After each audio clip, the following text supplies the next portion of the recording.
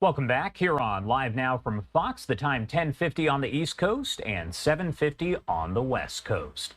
A missile attack by Yemen's Houthi rebels on a commercial ship in the Gulf of Aden Wednesday killed 3 of its crew members and forced survivors to abandon that vessel. The information we have from the U.S. military. Now, it was the first fatal strike in a campaign of assaults by the Iranian-backed group over Israel's war on Hamas. This happening in the Gaza Strip. Want to talk more about all of this and the impact here? Let's bring in Constantino Piscata. He is an associate professor in the College of Arts and Sciences at the University of Miami. Thank you so much for taking the time to join us here today. My pleasure, Josh. Thank you. All right, so first off here, before we get into all of the activity, I do want to ask you a basic question for those who maybe aren't so sure. Can you break down who the Houthis are? Yeah, so the Houthis are an armed organization based around a tribe that is also called the Houthis that started operating as an armed organization in the early 1990s. It's an Islamist organization, as you mentioned, with close ties with Iran, as well as with close ties to Hezbollah, the Lebanese militia that also has close ties with Iran. The group has been involved in a civil war against the Yemeni government since 2004.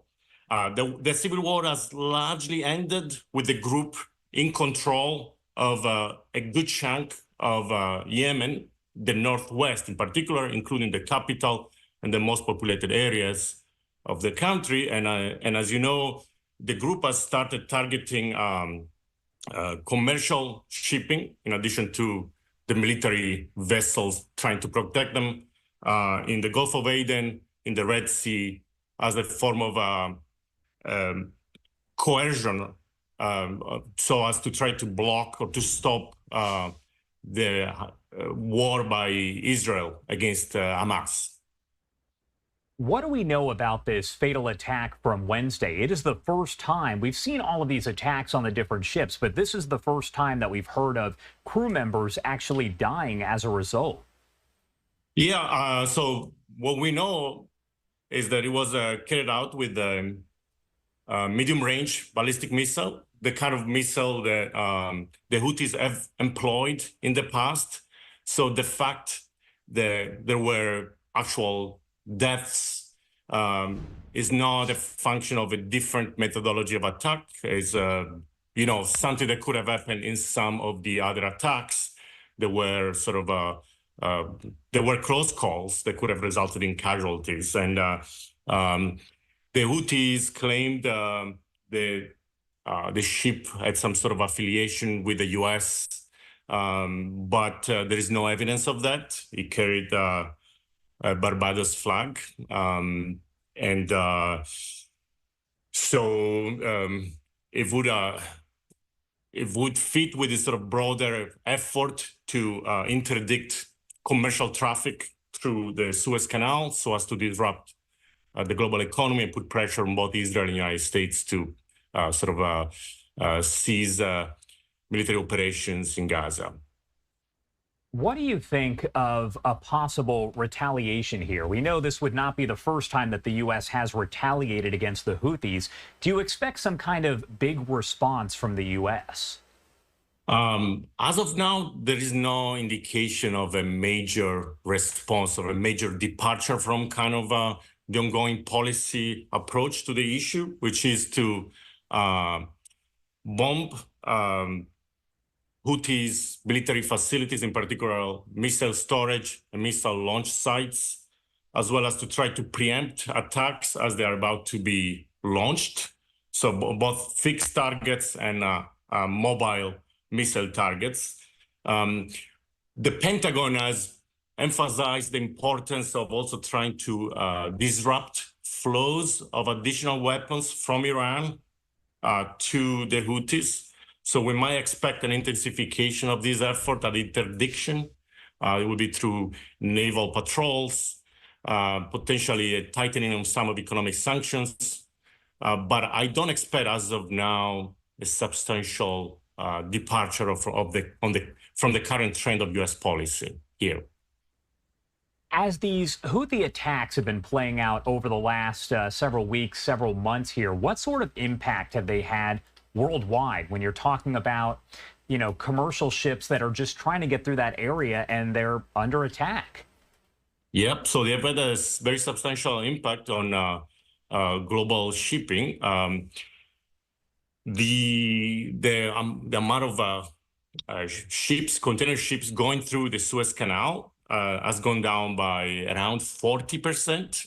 And the actual tonnage, so the amount of stuff transiting through it, has gone down by even larger amount, around 80%. So a lot of ships essentially have made the decision to go through around South Africa, right, on a route that bypasses the Red Sea and Suez, but is of course much longer, which entails very significant economic costs for the shipping companies, which in turn has the potential to unleash inflationary pressure in the US, but also in the global economy more generally. We have not seen much of that yet, but it's a possible development. And even for the ships that are kind of braving the possible attacks and going through the Red Sea and the Suez Canal, these ships are facing much higher insurance costs